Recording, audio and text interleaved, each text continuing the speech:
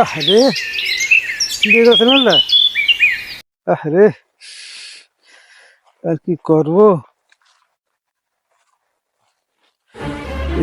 আপনি কি চান আপনার এক জোড়া নতুন স্যান্ডেল হোক?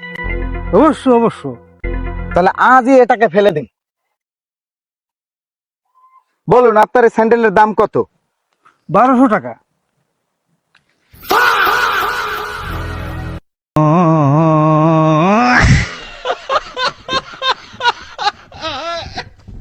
হ্যাঁ, এদের কাজ নেই।